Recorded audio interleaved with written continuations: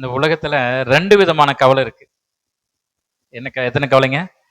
ரெண்டு விதமான கவலை. ஒண்ணு ஆவிக்குரிய கவலை, இன்னொன்னு உலக பிரகாரமான கவலை. இந்த ரெண்டு விதமான கவலை இல்லாதவங்க யாரும் கிடையாது. அல்லேலூயா. உலகத்துக்குரியர்களாக கவலைப்படுகிறான், ஆவிக்குரியவன் ஆவிக்குரியவர்களுக்காக கவலைப்படுகிறான்.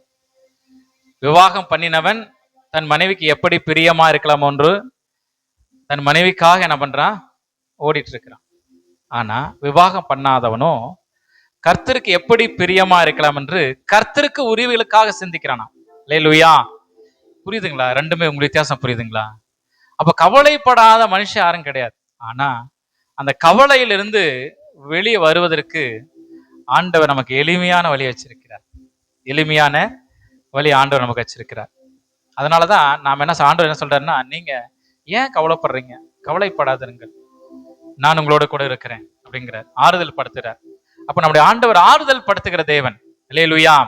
அப்ப அந்த ஆறுதலின் தெய்வம் நமக்கு ஆலோசனையும் கொடுக்கிறார், கட்டளையும் கொடுக்கிறார்.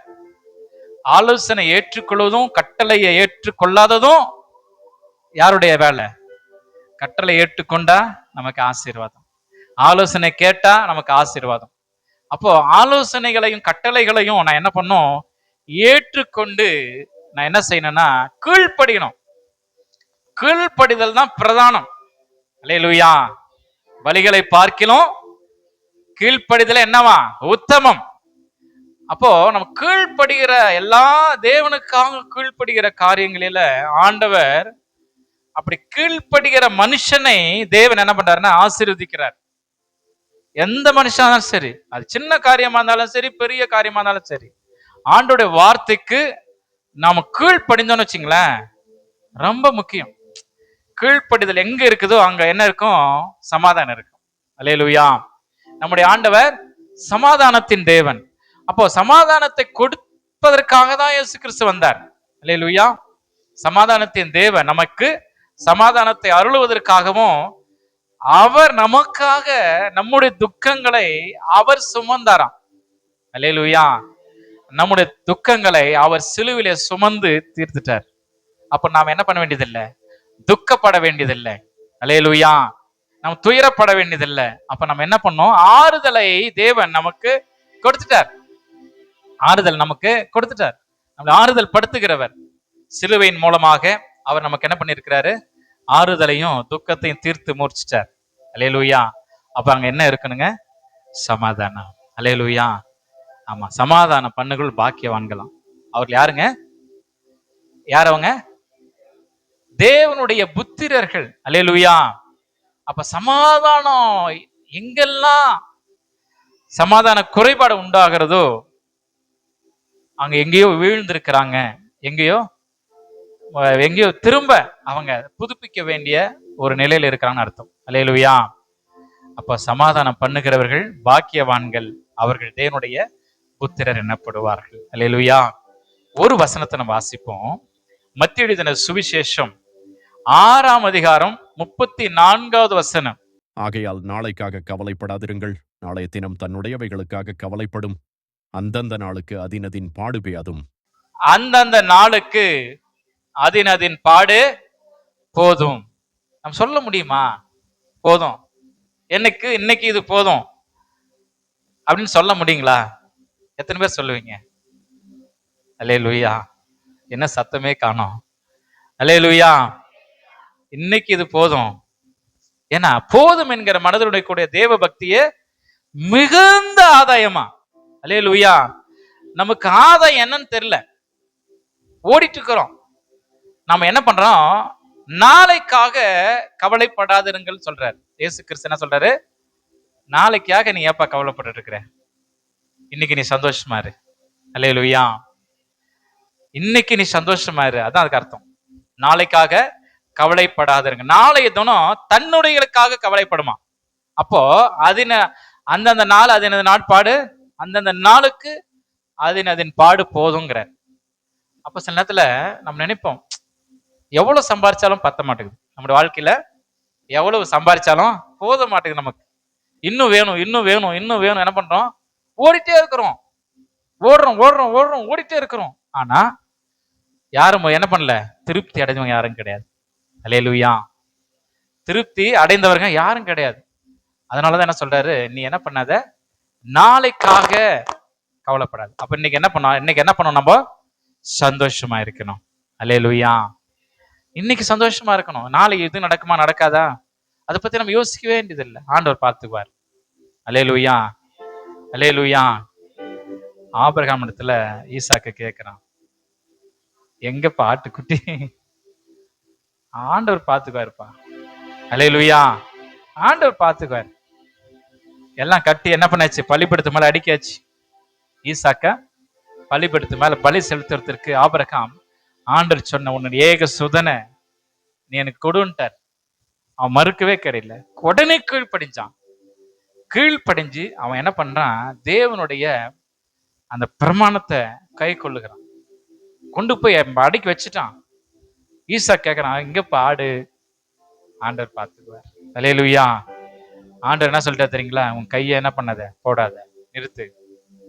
புரியுதுங்களா சொல்றது? சில நேரங்களில நாம என்ன பண்றோம், நாளைக்கு இதுக்கு என்ன பண்றது, அதுக்கு என்ன செய்யறது அப்படி நம்ம யோசிப்போம். ஆனா வேதம் சொல்லுகிறது, நாளைய தினம் தன்னுடையவைகளுக்காக கவலைப்படும். அந்தந்த நாளுக்கு அதின் பாடு போதும். அல்லேலூயா.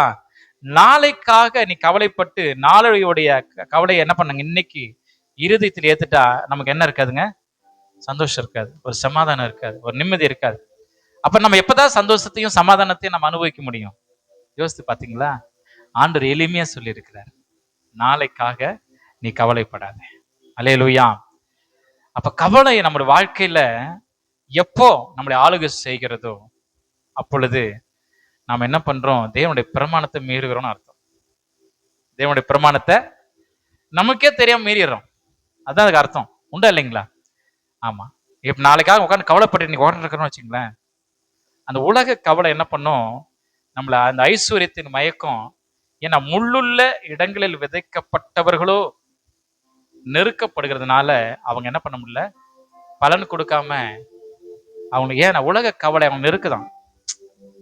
ரெண்டு விஷயம் நான் முதல்ல சொன்னேன். ஒண்ணு உலக கவலை, இன்னொன்னு ஆவிக்குரிய கவலை. தேவனுக்காக நம்ம கவலைப்படுகிறோமா? என்னங்க அமைதியா இருக்கிறீங்க? நான் என்ன தப்பா கேட்டுட்டேனா? நீங்க தேவனுக்காக கவலைப்பட்டது உண்டா? அப்ப தேவனுக்காக கவலைப்படுகிறவர்கள் என்ன செய்வாங்கன்னா, அவர்கள் மனம் திரும்புவாங்க. அல்லேலூயா. அவர்கள் மனம் திரும்புவாங்க. வேதம் அப்படிதான் சொல்லுது. ஒரு வசனம் வாசிப்போம்.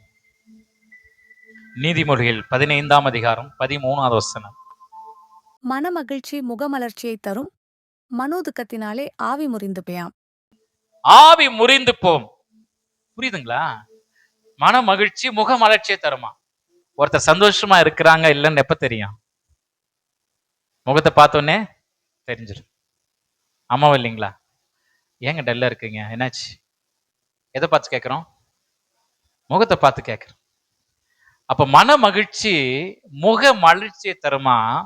மனோ துக்கத்தினாலே ஆவி என்ன பண்ணும், முறிந்து போயிடும். நல்லா தெரிஞ்சுக்கங்க. அப்ப கவலை, அந்த துக்கம் உங்களை ஆளுகை செய்ததுன்னா அப்ப நீங்க எங்க என்ன ஆயிடுவீங்க? ஆவி முறிஞ்சு போயிடும். ஆவி முறிஞ்சு போச்சுன்னா எந்த வேலையுமே செய்ய முடியாது. கை இருந்தோம் பலன் இல்லை, கால் இருந்தோம் நடக்க முடியல, வாய் இருந்தோம் பேச முடியல, மூக்கு இருந்தோம் முகர முடியல. அல்லேலூயா. அப்போ மன மகிழ்ச்சி முக மலர்ச்சியை தரும். முறிந்த ஆவியோ மன துக்கத்தினாலே ஆவி முறிந்து போகும். சில நேரத்துல மனோ துக்கம் சிலருக்கு அடைக்கவே, அது வெளியே சொல்ல முடியாது. சொல்ல முடியலையே, என்ன பண்றது, வெளியே சொல்ல முடியல. ஆனா அந்த துக்கம் நாள் ஆக ஆக என்ன பண்ணும், அந்த துக்கம் எங்க பிடிக்கும், தொண்டையை பிடிக்குன்னு சொல்லுவாங்க. என் துக்கம் தொண்டை அடைக்குது, உனக்கு என்ன தெரியும்? ஆனா ஆண்டவர் சொல்றாரு, நீ நாளைக்காக கவலைப்படாத. அல்லேலூயா. நாளைய தினம் தன்னுடையகளுக்காக கவலைப்படும். அப்போ அந்தந்த நாள் அதின் பாடு போதும். இது நம்ம சொல்றது ரொம்ப ஈஸி. ஆனா நடைமுறை வாழ்க்கையில இது எப்படி நம்ம கையாள்வது? ஏன்னா நமக்கு வேதம் தான் நமக்கு வெளிச்சம், வேதம் தான் நமக்கு ஜீவன். அப்ப வசனம் தான் நம்ம வாழ்க்கை. வசனத்துக்குள்ள நம்முடைய வாழ்க்கையை நம்ம என்ன பண்ணோம்? மாற்றி அமைத்துக் கொள்ள வேண்டும். அல்லேலூயா. எப்போ வசனத்தை விட்டு மாற்றி கொள்ளி அமைத்துக் கொள்ள முடியலையோ அப்ப என்ன பண்ணோம்? மனோ துக்கத்தினால ஆவி என்ன பண்ணும்? முறிஞ்சு போயிடும். அப்ப ஆவி முறியாம இருப்பதற்கு நான் என்ன பண்ணக்கூடாது? கவலைப்படாம இருக்கேன். அல்லேலூயா. கவலைப்படாம இருக்கணும். ஏன்னா கவலை ஒரு மனுஷனுடைய வாழ்க்கையில என்ன பண்ணும்? நம்முடைய வாழ்க்கையில அதை எல்லாவற்றையும் எல்லா சூழ்நிலைகளிலும் நம்மளை என்ன பண்ணிடும்? அதை நெருக்கி செயல்பட முடியாம அதை நம்மளை என்ன முடக்கி வச்சிடும். அப்ப முறிந்த ஆவி உள்ளவர் யாருங்க? முடக்கப்பட்டவர்கள். முடவன் என்ன பண்ண முடியாது? எழுந்து நடக்க முடியுமா? செயல்பட முடியுமா? என்னமே பண்ண முடியாது. அப்ப ஆண்டவர் உங்களை முடவனாக அழைக்கல. அல்லேலூயா. முடவனா அழைக்கல. நீங்க சந்தோஷமா இருங்க. எப்பொழுதும் சந்தோஷமா இருங்கன்னு ஆண்டவர் சொல்றார். சந்தோஷம் ஒரு மனுஷனுடைய வாழ்க்கையில எப்போ வரும்னு நினைக்கிறீங்க? எல்லாம் என் வீட்டுல, என் குடும்பத்துல, நான் தொழில்ல, சமுதாயத்துல எல்லாம் நிறைவா இருக்கிற போது சந்தோஷமா இருக்கு நினைக்கிறீங்களா? ஒன்றும் இல்லாத இடத்துல இருந்து ஆண்டவர் நம்மளை எடுத்திருக்கிறார். அல்லேலூயா. ஒன்றும் இல்லாத இடத்துல இருந்து நம்மளை தூக்கி எடுத்திருக்கிறார். பாவியா இருந்த நம்ம தேவன் தூக்கி எடுத்து நம்ம என்ன பண்ணிருக்கிறாரு? சுத்திகரிச்சு இருக்கிறார். அல்லேலூயா. அப்ப அந்த பாவியா இருந்த ஒன்றும் இல்லாத இடத்துல இருந்து ஒண்ணுமே இல்ல, அப்ப சந்தோஷமா இருந்தோம். இப்ப எல்லாம் இருக்குது, என்ன இல்ல? என்னங்க? என்னண்ணா சண்முகண்ணா? ஆமா. ஏன்? என்ன காரணம்? எங்க தொலைச்சோம்? நம்ம தேடி கண்டுபிடிக்கணுமா இல்லையா? 10 வெள்ளிக்காசு வரமா போட்டாங்க. ராவும் பகல் என்ன பண்றாங்க? பெருக்குறாங்க. தேடி என்ன பண்றாங்க? டார்ச் லைட் வச்சு என்ன பண்ண தேடுறாங்க. எப்ப எது வரைக்கும் தேடுறாங்க? கிடைக்கிற வரைக்கும். அல்லேலூயா. சந்தோஷம் அப்படிதான். நமக்கு கிடைக்கிற வரைக்கும் என்ன பண்ண நம்ம தேடிட்டே இருக்கணும். அப்போ எப்ப கிடைக்கும்? எப்ப கிடைக்குங்க? ஆண்டுடைய சமூகத்துல என்ன அர்ப்பணிக்கிற போது. அல்லேலூயா. என்னை முழுமையா அர்ப்பணிக்கிற போது ஆண்டவர் என்ன பண்ணுவாரு? அந்த சந்தோஷத்தை நிறைவாக்கும்படி ஆண்டவர் நமக்கு கொடுக்க வல்லவரா இருக்கிறார். அல்லேலூயா. ஏன்னா இங்க சொல்லப்படுகிற மனோ துக்கத்தினாலே ஆவி முறிந்து போகுது. நமக்கு யோனா எல்லாருக்குமே தெரியும். யோனா என்ன பண்றேன்னா, ஆண்டவர் வார்த்தைக்கு நினிவே பட்டணம் அங்க என்ன சொல்ற அக்கிரமம் அதிகமாயிடுச்சு. அதனால என்ன பண்ற? ஆண்டவர் சொல்றாரு, நீ போயிட்டு நினிவே பட்டணத்துல போய் அவங்களுடைய பாவங்களை சுட்டி காட்டி அவங்கள மனம் திரும்ப சொல்லுப்பா, நான் அழிக்க போறேன், நீ போய் சொல்லுங்கிறார். எத்தனை முறை? 2ஆம் தரம். ஆனா என்ன பண்ணல? இவன் சொல்றான் ஆண்டவர்கிட்ட, இவன் சொன்ன உடனே ஆண்டவர் இவன் கீழ்ப்படியில. ஆண்டவர் சொல்றாரு, தர்ஷீஷுக்கு ஓடி போறான். திரும்ப ஆண்டவர் என்ன பண்றாரு? மீன் கட்டளையிடுறாரு. திருப்பணும். மீன் என்ன பண்ணுது? 3 நாளா வச்சுட்டு வெளியே கக்கிடுது. யோனா 4:6. யோனாவுடைய தலையின் மேல் நிழல் உண்டாயிருக்கவும் அவனை அவனுடைய மனமடிவுக்கு நீங்களாக்கவும் தேவனாகிய கர்த்தர் ஒரு ஆமணக்குச் செடியை முளைக்க கட்டளையிட்டு அதை அவன் மேல் ஓங்கி வளர பண்ணினார். அந்த ஆமணக்கின் மேல் யோனா மிகவும் சந்தோஷப்பட்டான். அப்போ ஆண்டவர் வார்த்தைய இவ சொல்லியும் அப்ப என்ன பண்றான்னா அவருக்கு மனமடி உண்டாக்குது. யாருக்கு? யோனாவுக்கு. ஆனா எப்படியும் இவங்க ரெட்டு கொடுத்து இவனுக்கு இவன் எதிர்பார்த்து நடக்கலங்க. ஆண்டு சொன்னது, நான் அந்த நினிவே பட்டணத்தை அழிப்பேன்னு சொன்னார். ஆனா அங்க நடந்தது என்ன? ராஜாக்கள் இருந்து ஆடு மாடுகள் எல்லாம் என்ன பண்ணுது? உபவாசம் இருக்குது. ரெட்டுடுத்தி தேவ சமூகத்துல உபவாசம் இருக்கிறத பார்த்துட்டு ஆண்டவர் அந்த 3வது அதிகாரத்துல கடைசி வாசனம் வாசிப்பீங்களேன். அவர்கள் தங்கள் பொல்லாத வழியை விட்டு திரும்பினார்கள் என்று தேவன் அவர்களுடைய கிரியைகளை பார்த்து தாம் அவர்களுக்குச் செய்வேன் என்று சொல்லியிருந்த தீங்கை குறித்து மனஸ்தாபப்பட்டு அதை செய்யாதிருந்தார். அடே அப்பா, அல்லேலூயா. ஆனா அவன் யோனா நினைச்சது என்ன? ஆண்டவர் சொன்னார் இல்ல, ஆண்டவர் சொன்னார் என்னது? நான் நினைவே பட்டது அழிக்கப்படுறேன்னு சொன்னார். ஆனா இங்க செஞ்சது நடந்த ஆண்டவர் என்ன பண்றாரு? அவர்கள் மனஸ்தாபப்பட்டு என்ன பண்ணாரா? தீங்க என்ன பண்ணாரு? தள்ளி போட்டார். அந்த பெரிய தீங்க தள்ளிட்டாரு. இது இவனுக்கு என்ன ஆச்சா? யோனாவுக்கு மனம் அடிவாச்சு. ஆனா ஆண்டவர் என்ன பண்றாரு தெரியுங்களா? தீர்க்கதரிசி விடல, மனம் அடிவானதும் விடல. அவருக்கு என்ன பண்றாரு? ஒரு ஆமணக்கு செடி. அடுத்த வசனம் வாசிப்போம், 4:6. யோனாவுடைய தலையின் மேல் நிழல் உண்டாயிருக்கவும் அவனை அவனுடைய மனமடிவுக்கு நீங்களாக்கவும் தேவனாகிய கர்த்தர் ஒரு ஆமணக்கு செடியை முளைக்க கட்டளையிட்டு கர்த்தர் ஆமணக்கு முளைக்க எது கட்டளையிடுறாருங்க? மன மடிவுக்கு நீங்களாக்குவதற்கு. ஏன்? வெயில் உஷ்ணம். இப்ப நமக்கு வெயில் உஷ்ணம் எப்படி இருக்குதுங்க? அவன் இங்க ஒருத்தர் சொன்னாரு, ஒரு ஏசி போட்டா நல்லா இருக்கும்னாரு. கடந்த வாரம் ஒரு மீட்டிங் நடந்தது. அப்போ ஒருத்தர் ஒரு ஊழியக்காரர் சொன்னார், ஐயா எல்லாம் பண்ணிருக்கீங்க, சூப்பருங்கய்யா, ஏசி போட்டுங்கன்னா நல்லா இருந்திருக்கும் அப்படின்னாரு. ஆனா நமக்கு இப்ப ஏசியில் இருக்கிற மாதிரி தான் இருக்கு, உண்டா இல்லைங்களா? என்னங்க ஆமான்றீங்க, வெள்ளை காக்கா பார்க்குதுன்னா ஆமான்றீங்க. ஆனா தேவன் என்ன பண்ண, பகலிலே மேக ஸ்தம்பத்தினாலும் இரவிலே அக்னி ஸ்தம்பத்தினாலும் நம்மளை என்ன பண்ணாரா, கடக்க பண்ணினாரா. அல்லேலூயா. ஏன்னா விசுவாசிகளை நமக்கு வேத வார்த்தை என்ன பண்ணுது, மேக ஸ்தம்பமா இருக்குது. அல்லேலூயா. ஆமா, இந்த அனல் இல்லைனாலும் நாம் அசந்துரும். ஆமாவா இல்லையா?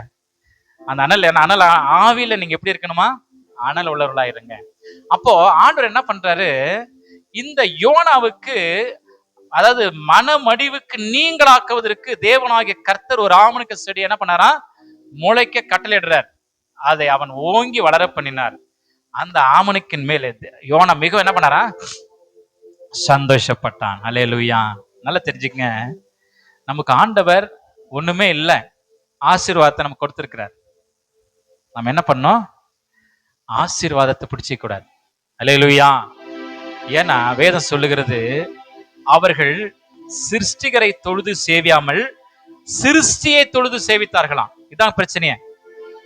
வழி நடத்தின ஆண்டவர் விட்டுட்டாங்க. எகிப்துல இருந்து, அடிமைத்தனத்துல இருந்து கொண்டு வந்து கானானுக்குள்ள விட்டு ஆண்டவர் மறந்துட்டாங்க. அப்ப அங்க புலம்புறாங்க, முறுமுறுக்கிறாங்க. அது போல இந்த யோனா என்ன பண்றான், ஆமனுக்கு செடி வந்தோன்னு ஒரே சந்தோஷம், மிகவும் சந்தோஷப்பட்டானா. ஆண்டவர் என்ன பண்றாரு, அந்த சந்தோஷத்தை 7-8 வாசிங்களேன். மறுநாளிலோ கிழக்கு வெளுக்கும் நேரத்தில் தேவன் ஒரு பூச்சியை கட்டளையிட்டார். அது ஆமணக்கு செடியை அரித்து பேட்டது. அதனால் அது காய்ந்து பேயாயிற்று. எதுக்கு ஆண்டவர் வேலை செய்யணும்? கம்முன்னு ஆமனுக்கு செடியை வைக்காம விட்டுருக்கலாம்ல. நம்ம அப்படித்தான் யோசிப்பேன். படிக்கும்போது தான் யோசிச்சேன், எதுக்கு ஆண்டவரே நீங்க ஆமனுக்கு செடி வச்சுட்டு திரும்ப ஒரு பூச்சி வரை கட்டளையிட்டு அந்த ஆமனுக்கு செடி என்ன பண்ணாங்க, அரித்து போட்டதான். அதனால அது என்ன பண்ணிச்சு, காய்ந்து போயிற்று. நல்லா தெரிஞ்சுங்க, 3 நாள் முடிஞ்சு போச்சு எல்லாம். ஆனா ஏதேன் தோட்டத்துல ஆண்டவர் என்ன பண்ணாரு, எல்லாத்தையும் வச்சார். நன்மை தீமை அறியத்தக்க பழத்தை வச்சார். நல்லா தெரிஞ்சுக்கங்க, சுதந்திரத்தை ஆண்டவர் எங்க கொடுத்தாரு, நம்ம இடத்துல கொடுத்திருக்கிறார். அல்லேலூயா. இந்த சுதந்திரத்தை எப்படி கையாளுகிறோம், எப்படி கையாளுகிறோம் தான் முக்கியம். அந்த ஆமனுக்கு செடியின் மேல அவன் மிகவும் சந்தோஷப்பட்டானா. ஆனா கிழக்கும் வெளுக்கு நேரத்துல என்ன பண்ணாரு, ஒரு பூச்சியை கட்டளையிட்டு அந்த பூச்சி அந்த ஆமனுக்கு செடி என்ன பண்ணதான், அரித்து போட்டது. அரிச்சு போயிட்டா எப்படி இருந்திருக்கும், அவங்க இலையே இருந்திருக்காது. அப்ப என்ன பண்ண, உஷ்ணம் மேல வந்திருக்கும். 8 வாசிங்களேன். சூரியன் உதித்த பேயாது தேவன் உஷ்ணமான கீழ்காற்றை கட்டளையிட்டார். தேவன் உஷ்ணமான கீழ்காற்றை கட்டளையிட்டார். ஆண்டவர் தான் செய்யறார். ஏன் சொல்லுங்க பார்க்கலாம். நம்மள ஆண்டவர் அவர் பக்கமாக திருப்புகிறார். அல்லேலூயா. நல்லா புரிஞ்சுங்க.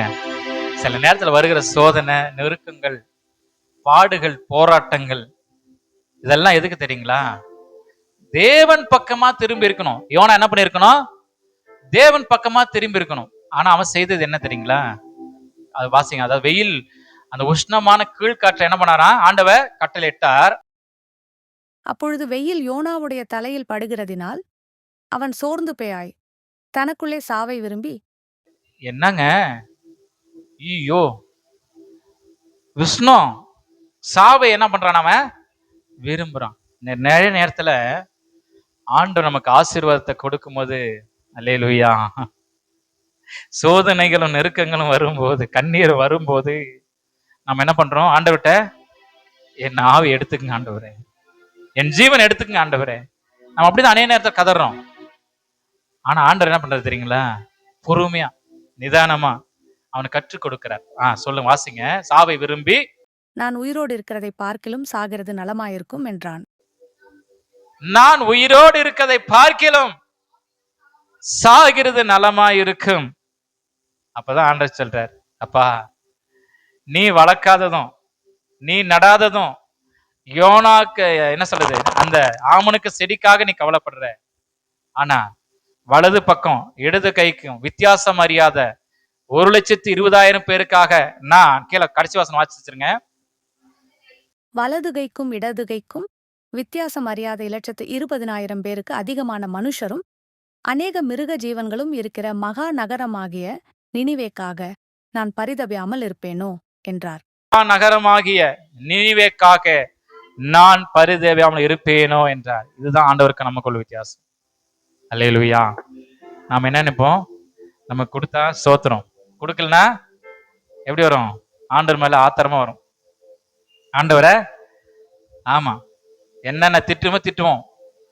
ஆண்டவர் ஏன் ஆண்டவர் இப்படி பண்ணிட்டீங்க, என்ன எதுக்கு கொண்டு வந்தீங்க, நாங்க அங்கே இருந்திருப்பல எகிப்திலே, அங்கேயே நல்லா சாப்பாடு கொடுத்தாங்க, ஏன் அங்கிருந்து என்னை பிரிச்சு எடுத்தீங்க, உலகத்துல இருந்து ஏன் பிரிச்சு எடுத்தீங்க. சில நேரத்துல அநேக நேரங்களில் நம்முடைய புலம்பல்களும் அப்படிதான் இருக்குது. அல்லேலூயா. ஏன்னா பிரியமானவர்களே, தேவன் நம்மை மனந்திரும்பலுக்கு ஏதுவான துக்கங்களை அடைவதற்கு தான் ஆண்டு அழைத்திருக்கிறார். அதற்காக கவலைப்படணும். ஆனா நம்ம கவலை எதுக்காக கவலைப்பட்டிருக்கிறோம், உலகத்திற்காக. என்ன, ஆகாயத்து பட்சிகளை கவனித்து பாருங்கள், அவைகள் விதைக்கிறதும் இல்லை, அறுக்கிறதும் இல்லை, நூற்கிறதும் இல்லை, களஞ்சியங்களில் சேர்த்து வைக்கிறோம், அவைகளை பார்க்கிறோம் நீங்கள் விசேஷமானவர்கள் அல்லவா. அல்லேலூயா. தேவன் நம்மளை விசேஷமானவர்களா வச்சிருக்கிறார். ஆனா அவர் சொல்ற ஆண்டு அழகா வேலைக்கு சொல்றாருப்பா, நீ சொல்றது நல்லதா, நீ ஏன் முகநாடி வேறுபடுது, நீ பண்றது நல்லா இருக்குதா, நீ வளர்க்காததும் நீ நெடாததும் ஆமனுக்கு செடிக்காக நீ பரிதபிக்கிற, ஆனா வலது கைக்கும் இடது கைக்கும் வித்தியாசம் தெரியாத 1,20,000 பேருக்கு அநேக மிருக ஜீவன்கள் உள்ளதே, அந்த நினிவே பட்டணத்துக்காக நான் பரிதேவான இருப்பேனா. ஆனா நம்முடைய ஆண்டவர் மனதுருகிறவர். அல்லேலூயா. உன்னுடைய கவலைகள் அவருக்கு தெரியாது நினைக்கிறீங்களா, உன்னுடைய கஷ்டம் அவருக்கு தெரியாது நினைக்கிறீங்களா, நீங்க படுகிற வேதனை அவருக்கு தெரியாது நினைக்கிறீங்களா, நீங்க படுகிற உபத்திரம் அவருக்கு தெரியாது நினைக்கிறீங்களா. அவர் அறிந்திருக்கிறார், ஆனா நீடைய பொறுமையா இருக்கிறார். ஏன் தெரியுங்களா, அவர் உங்களை அவர் பக்கமாக திருப்பதற்காக, உங்களுடைய பார்வை அவர் பக்கமாக திருப்பதற்காக அவர் நீடிய பொறுமை உள்ளவரா இருக்கிறார். அல்லேலூயா. அவர் நீடிய பொறுமை உள்ளவரா இருக்கிறார். ஆமா, அதுதான் நமக்கும் அவருக்குள்ள வித்தியாசம். அல்லேலூயா. நெகேமியா அடுத்த ஒரு மனுஷன், நெகேமியா எல்லாருக்குமே தெரியும். ஆமா, அவன் துக்கப்படுறான். எருசலேம் அலங்கம் இடிப்பட்டதை கண்டு அவன் துக்கப்படுறானா. வாசிங்க நெகேமியா 2ஆம் அதிகாரம் 1-2. அர்த்தசஷ்டா ராஜாவின் 20ஆம் வருஷம் நிசான் மாதத்திலே திராட்சரசம் ராஜாவுக்கு முன்பாக வைத்திருக்கையில் நான் அதை எடுத்து அவருக்கு கொடுத்தேன். நான் முன் ஒருபேயாதவும் அவர் சமூகத்தில் துக்கமாயிருந்ததில்லை. இப்போ இந்த ராஜாவுக்கு திராட்சரசம் கொடுப்பதற்காக நெகேமியா போய் நிக்கிறான். நான் உங்களுக்கு சொன்னேன், மனோ துக்கத்தினாலே ஆவி என்ன பண்ணுமா, முறிந்து போகும், மன மகிழ்ச்சி முகமலர்ச்சியை தரும். அப்போ அவன் போய் நிக்கிறான், ராஜாவோட சமூகத்துல போய் நிக்கிறான். ஆண்டவர் ராஜா பார்த்துட்டார், அவன முகத்தை பார்க்கிறார். பார்த்தோடனே சொல்றார், ஏன்பா ஒரு மாதிரியா இருக்கிற, நம்ம பாஷையில சொன்ன, நீ ஏன் ஒரு மாதிரியா இருக்க. ராஜாவுக்கு முன்பாக வைத்திருக்கிறான், போய் என்ன பண்றான், துக்க முகமா இருக்கிறான்.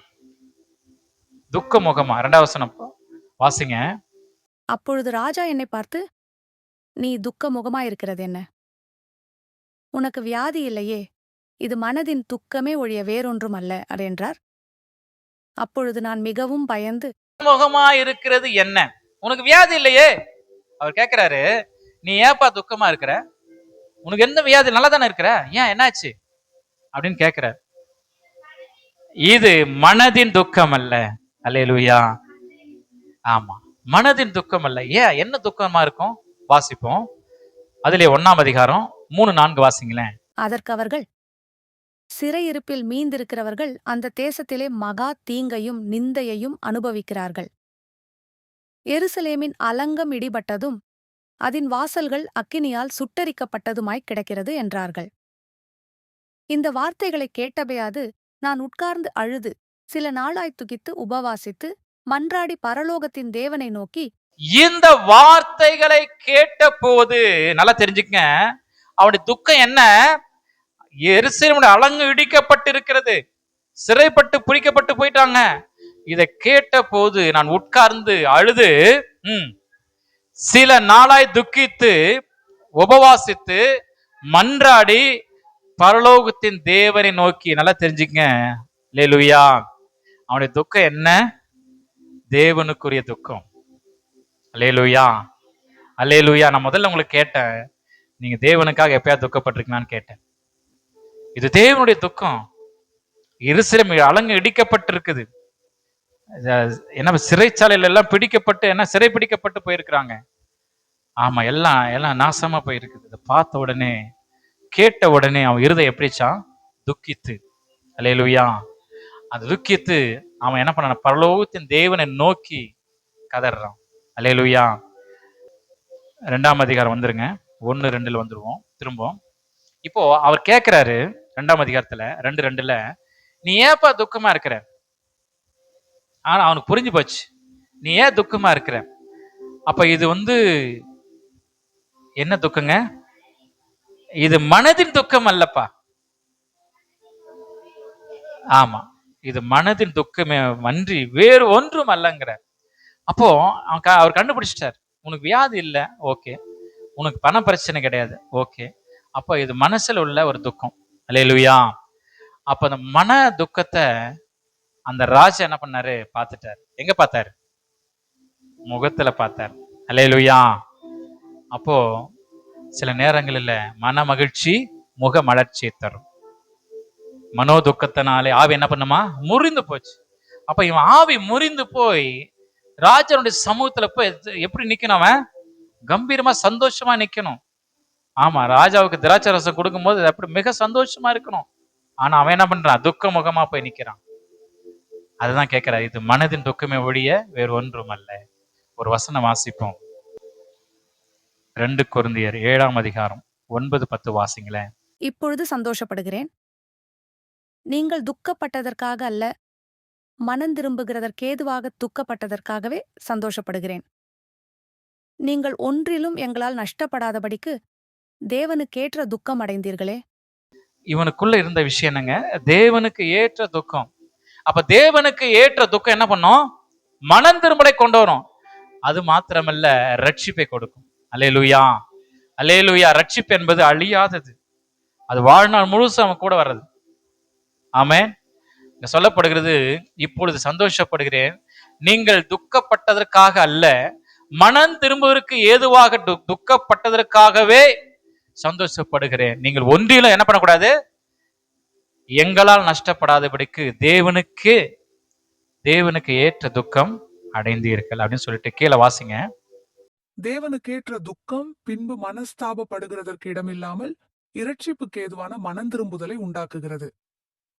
லௌகிக துக்கமோ மரணத்தை உண்டாக்குகிறது.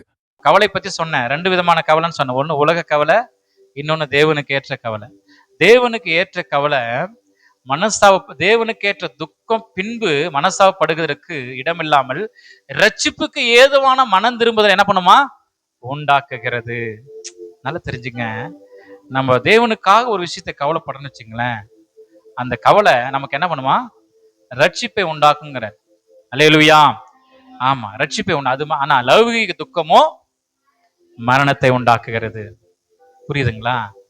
அப்ப நாளைக்காக என்ன பண்ணக்கூடாது? கவலையே படக்கூடாது. அப்ப அநேக நேரம் நம்ம என்ன பண்றோம்? நாளைக்காக தான் கவலைப்படுகிறோம். உண்டா இல்லைங்களா? எதுக்காக கவலைப்படுறோம்? நாளைக்காக கவலைப்படுகிறோம். அப்ப நாளை தன்னுடையகளுக்காக கவலைப்படும். ஆமாவா இல்லைங்களா? நாளை என்ன பண்ணும்? தன்னுடையகளுக்காக கவலைப்படும். அநேக நேரம் நம்முடைய துக்கம் தேவனுக்கு ஏற்ற துக்கமா இருந்தா நல்லா இருக்கும். உண்டா இல்லைங்களா? தேவனுக்கு ஏற்ற துக்கம் பின்பு என்ன பண்ணுமா? மனம் திரும்பலை உண்டாக்கி ரட்சிப்புக்கு ஏதுவான துக்கமா, ரட்சிப்புக்கு ஏதுவான காரியங்களை நமக்கு தேவன் உண்டாக்குவார். அல்லேலூயா. அப்போ தேவன் என்ன பண்றாருன்னா, அந்த ரட்சிப்பை நமக்கு ஏற்கனவே கொடுத்துட்டார். அந்த ரட்சிப்பை என்ன பண்ணணும்? ஒவ்வொரு நாளும் தேவனுக்கு ஏற்ற துக்கமா நம்ம மாத்தணும். அப்படி மாத்தும் போதுதான் தேவன் என்ன பண்றாருன்னா நம்ம சந்தோஷத்துக்குள்ள நடத்துவார். அல்லேலூயா. உங்கள் துக்கம் சந்தோஷமாய் மாறும், உங்கள் கவலைகள் கண்ணீர் எல்லாம் மறைந்துவிடும். உங்கள் துக்கம் சந்தோஷமாய் மாறும். உங்கள் கவலைகள் கண்ணீர் எல்லாம் மறைந்துவிடும். கலங்காதே மகனே, நீ கலங்காதே மகளே. கலங்காதே மகனே, நீ கலங்காதே மகளே. என் இயேசு கைவிட மாட்டார். அநேக நேரம் என்ன பண்றோம்? கடந்ததை நினைச்சு கவலைப்படுறோம், உண்டா இல்லைங்களா? ஆனா ஆண்டவர் சொல்றாரு, நீ என்ன பண்ணுது? கடந்த காலத்தை நீ பார்க்காதுங்கிறார். இயேசு கிறிஸ்து என்ன பண்றாருன்னா, நம்முடைய பாவங்களை கடல் ஆழத்துல போட்டாராம். அவர் திரும்ப பார்க்கறது கிடையாது. ஆமா, கையும் களவுமா பிடிக்கப்பட்ட ஒரு ஸ்திரியை கொண்டாந்து விடுறாங்க.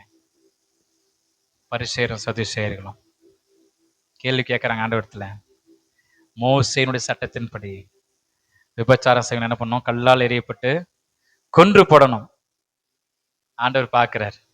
ஆண்டவர் பார்க்கிறார். அந்த மணல்ல எழுதுறார்.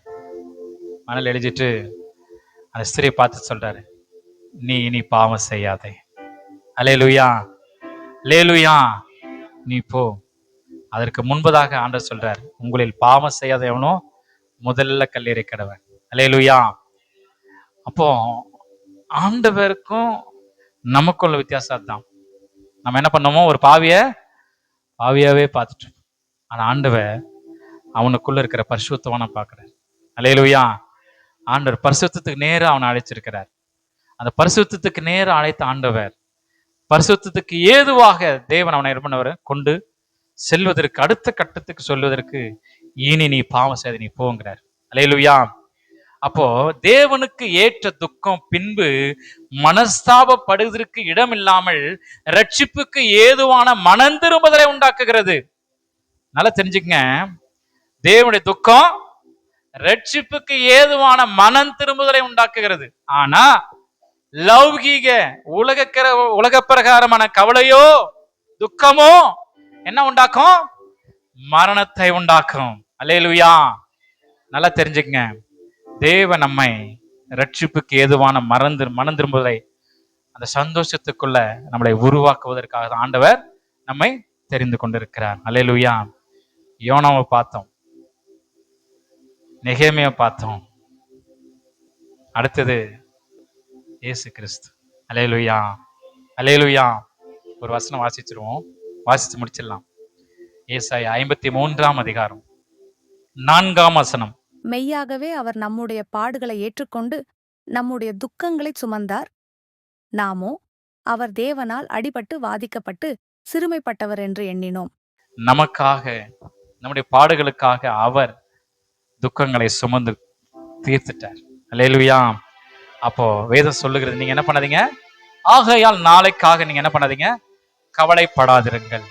நாளை தினம் தன்னுடையகளுக்காக கவலைப்படும். அப்ப அந்தந்த நாளுக்கு அதன் பாடு போதும். நம்ம அநேக நேரம் அதிகமா கவலைப்படுறது எதுக்கா தெரியுங்களா? நாளைக்காக தான். இன்னொன்னு கடைஞ்சதை நினைச்சு என்ன பண்ணுவோம்? கவலைப்படுவோம். ஆண்டு அதெல்லாம் நினைக்காதுன்ற, அதெல்லாத்தையும் என்ன பண்ணுங்க? நாளைக்காக நீ இன்னைக்கு கவலைப்பட, இன்னைக்கு சந்தோஷமாயிரு. ஆமா, ஆகாயத்து பட்சிகளை நீ கவனித்து பாருன்ற, காட்டு புஷ்பங்களை பாரு. காலையில நல்ல செழிப்பா இருக்கு, மாலையில ஆமா வாடி போயிடு. அவைகளை பார்க்கல நீங்க விசேஷித்தீர்கள் அல்லவா? ஆமென். அவைகளையும் பரமபிதா என்ன பண்றாரு? பிழை போட்டுகிறார். அப்ப நமக்கு ஆண்டவர் செய்யாம போயிடுவாரா? ஆமா, நம்ம செய்யாம போயிடுவாரா? அப்ப நம்ம என்ன பண்ணக்கூடாது? என்ன பண்ணக்கூடாதுங்க? கவலைப்படக்கூடாது. அல்லேலூயா. கவலைப்படக்கூடாது. அவர் நம்மை தேற்றுகிறவர். நம்மை ஆமா நமக்கு மேல, நம்ம எண்ணத்திற்கு மேல, நம்ம தகுதிக்கு மேல அவர் சோதிக்கிறவர் அல்ல. ஆமென். ஆமா, அதனால நம்ம கவலைப்பட வேண்டியதே கிடையாது. நமக்கு என்ன எவ்வளவு சுமை சுமக்கணுமோ அந்த சுமை மாத்திரம்தான் நமக்கு ஆண்டவர் கொடுப்பார். நம்ம சோதனை சொல்லிட்டு ஆண்டவர் நம்மளை போட்டு என்ன பண்ண மாட்டாரு? நசுக்கி அகல பாதாளத்துல போடுறவர் அல்ல அவர். அல்லேலூயா. நம்ம சோதனையிலிருந்து தப்பிக்கொள்ளும் போக்கையும் அவர் என்ன பண்ண உண்டாக்குவார். அதுதான் விசுவாசம். அல்லேலூயா. ஆமா, அதுதான் விசுவாசம். திராணிக்கு மேலாக சோதிக்கப்பட ஒரு நாளும் விடமாட்டார். திராணிக்கு மேலாக சோதிக்கப்பட ஒரு நாளும் விடமாட்டார். தாங்கிடும் பலன் தருவா, தப்பி செல்ல வழி செய்வா. தாங்கிடும் பலன் தருவா, தப்பி செல்ல வழி செய்வா. எல்லாம் எழுங்க. உங்கள் துக்கம் சந்தோஷமாய் மாறும், உங்கள் கவலைகள் கண்ணீர் எல்லாம் மறைந்து விடும். அநேக நேரம் நாளைக்காக கவலைப்படுவோம். ஆனா ஆண்டவர் சொல்றாரு, நாளைக்காக கவலைப்படாதிருங்க, நாளை தினம் தன்னுடைகளுக்காக கவலைப்படும். அந்தந்த நாளுக்கு அதனதின் பாடு போதும். ஆண்டவர் நமக்கு சந்தோஷமா இருப்பதற்கு ஆண்டவர் எளிமையா கற்றுக் கொடுத்த ஒரு வார்த்தை. ஆமா, ஆவிக்குரியவர்கள் தேவனுக்கு ஏற்ற கவலை, அந்த தேவனுக்கு ஏற்ற கவலை ரட்சிப்புக்கு ஏதுவாக நம்மை நடத்தும்.